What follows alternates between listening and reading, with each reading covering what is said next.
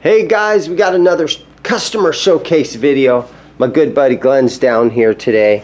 Wait until you guys see this thing. 1956 Les Paul Jr. Just a cool one. And it's the 56. You see where these had short studs, and it would cause the studs to push forward. You can see where this one had to have longer studs put in. Right. But that's just something you got to do with them, otherwise it wouldn't be here. Other than that, it's all original. You can see where somebody signed it back in the day. I can't read it for the damn to me. Probably Jimi Hendrix. I'm telling you what, man, the price just went up on this one, right? But, you know, it's got a few little weaves in the board. You know, little track marks, you call them. They kind of dip in. But other than that, the board's in really good shape. Brazilian rosewood, Honduran mahogany. It did have a headstock repair. Way back when. Right. Oh, it's got some buckle rash. It must not be a good guitar. What percentage of these old Gibsons has had a headstock repair? I mean, 50% of them. Half of them in the world? A lot of them. They came in these chipboard cases, and that was part of it. And then they were cheap beginner guitars, guys that lean them on the wall, and they'd fall over. Don't know what happened to this. I didn't own it when it happened. And you know what? It's stable. It's probably the most stable point on the whole guitar. I love this guitar, period. I'm not one that jumps on a guitar that's been repaired, but that was repaired like decades ago, and it's stable, and it's cracked. If you look on the faceplate, it didn't even wrinkle the faceplate. Flip it over. Let's see that faceplate. You can see the faceplate. It didn't. The crack runs this way, so you would see it here if it wrinkled it. So the headstock didn't come back forward. It was just it cracked, and they shot some epoxy in there, held it down, got it straight. Nice finish checking throughout this one. I believe the bone nut is the original one. These are the original tuners and all of that. And of course, it's not the original case. And I got it because a 56 is kind of special to me. And I'd always heard that these things rocked, and it does. It was just one of the coolest guitars. Very thin, very light. But it's got some good thickness to the neck. Oh yeah, it's a chunky neck for a junior.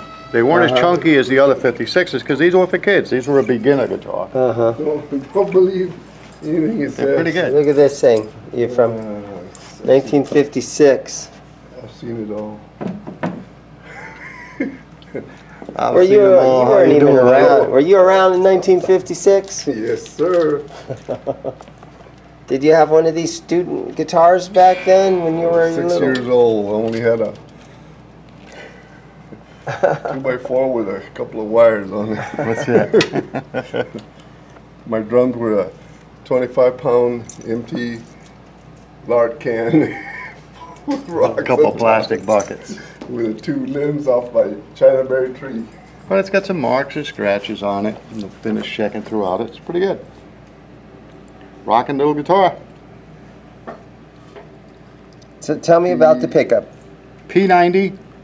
This P90 ohms out at 7K, wraparound bridge, 500K pots, of course, Bumblebee, Brazilian rosewood, Honduran mahogany. Okay, so when they wound this pickup in 1956, It was wound by hand. did they have a machine that spun it though? They had a guy, and he had a little spindle on it, and he would pump a pedal, and it would cause it to turn around, and he'd guide the wire back and forth evenly, and when he thought he had enough, he cut the wire. There you go. A lot of them are random. This one at 7.5K, it just rocks. Great. I like the P90s. I like the old P90s. The newer ones not so much, but this is a whole different And it's just animal. screwed right into that body. Yeah, buddy. Screwed right in there. Ain't no springs there, I think. There's nothing under that pick guard. It's just screwed right Wood. on top there. Yeah.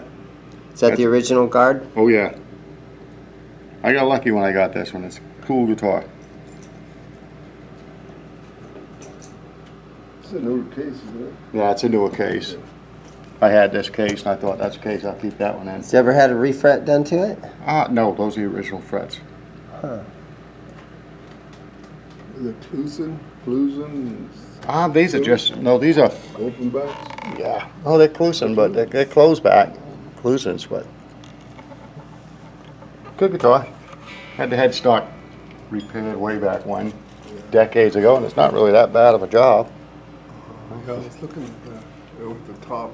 Yeah. Like there's a Didn't dip because she didn't wrinkle. So what would you estimate the weight of this guitar? Because I get a lot of people who say, what's the weight of that thing? 6.5. What do you think? 6.5. Somewhere in there. somewhere in there. Maybe 7. Got a few marks on it. Oh, gee. Is this something that you'd consider selling? Is this on your site? If somebody had the money, I'd sell it, but it did take some money. I was born in '56, so I'll probably keep this one for a while. The way it sounds and plays, I'll keep it for a long while. It's just a cool guitar. It really is. But hey, somebody's got the money. It's got the original pots in it still? Oh yeah, everything. Wow. These was changed to longer studs. Mm-hmm. And you got to do that on a 56. Other than that, there's nothing else you could do to modify this to make it better. You can't make this guitar better. You can't make this guitar better. This guitar is the best. These things rock. And you don't try to put a Seymour Duncan in it or something. You just no. You leave this thing just alone. like it is, these guitars are sought after and they're pricey. Uh-huh. There used to be you could pick these up $300-400. That ain't happening no more. Right. There's one that's in mint condition. I saw it on Reaver. The guy wants $8,500 for it. When I was here, Jerry was up there. He went up to Phoenix somewhere and found a TV yellow, 56. I remember that He guitar. paid 6 or 45, Huh? something. I've tried to get that one out of Nebraska that they never answered. It rang and it leave a message. They never called back. Yeah. I got this one. I won't get into the details, but a buddy called me up and said, hey, I got this. You want it? Yeah, I think I'll scoot right over. I told the old lady, get dressed, get in the car, let's go. 56 Les Paul Jr., I'm getting it before anybody sees it. And I did. If this was out at Carter's Vintage in Nashville, or let's say it's over at Norman's Rare Guitars in LA, what At would, Norman's, that'd be what would $7,000 for that. Mm-hmm. At Norman's. Five anywhere else, it's going to be $5,000.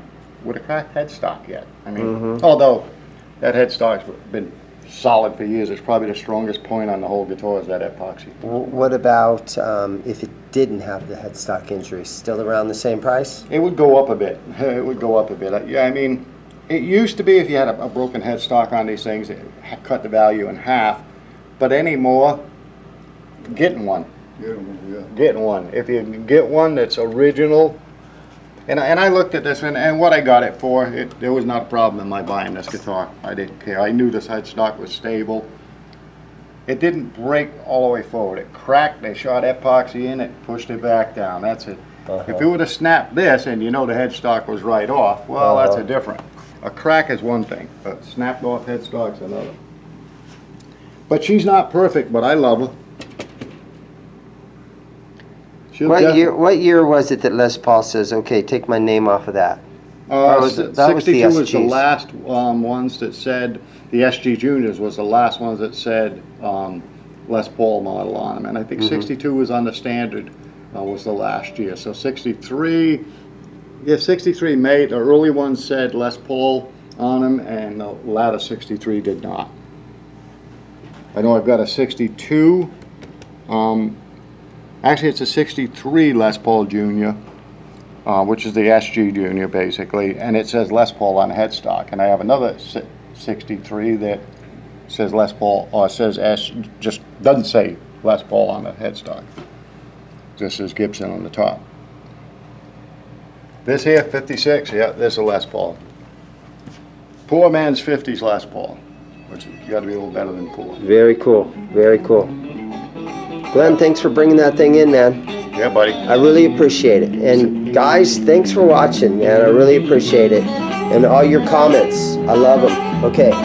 Catch you guys later.